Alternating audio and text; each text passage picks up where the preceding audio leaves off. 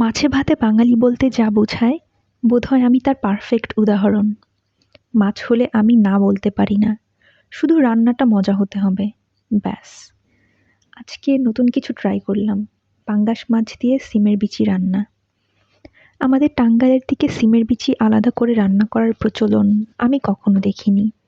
হতে পারে টাঙ্গাইলের অন্য এলাকায় খাওয়া হয়, কিন্তু আমার জন্য এটা একদম নতুন এক্সপেরিয়েন্স ছিল। আর স্বাদ এমন হয়েছে যে না চাইলেও ভাত বাড়তি নিতে হয়।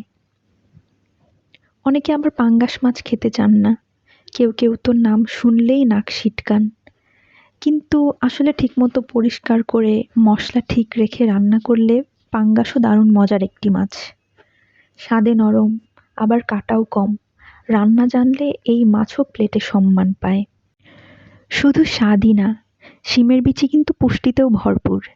এতে থাকা উদ্ভিজ্জ প্রোটিন শরীরের শক্তি যোগায়, ফাইবার হজম ভালো রাখে, আয়রন রক্তশূন্যতা প্রতিরোধে সাহায্য করে, ফোলেট নতুন কোষ তৈরিতে দরকারি, আর ম্যাগনেসিয়াম ও পটাশিয়াম হার্ট ভালো রাখতে ও রক্তচাপ নিয়ন্ত্রণে সহায়ক।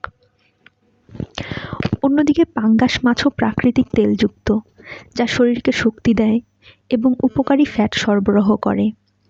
মাছের এই ফ্যাট শরীরের বিভিন্ন কাজে দরকারি এবং ত্বক ও সামগ্রিক স্বাস্থ্যের জন্যেও উপকারী। তাই শিমের বিচির উদ্ভিজ্জ পুষ্টি আর পাঙ্গাস মাছের তেল ও প্রোটিন মিলিয়ে এই রান্নাটা হয়ে গেছে একদম ব্যালেন্সড খাবার।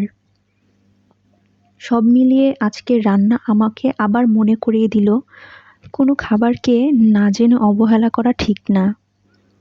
সঠিকভাবে রান্না করলে সাধারণ উপকরণ দিয়েও অনেক দারুণ স্বাদ আর পুষ্টি পাওয়া যায়। ঘরোয়া রান্নার এই ছোট ছোট এক্সপেরিয়েন্সগুলোই আসলে মন ভরিয়ে দেয়।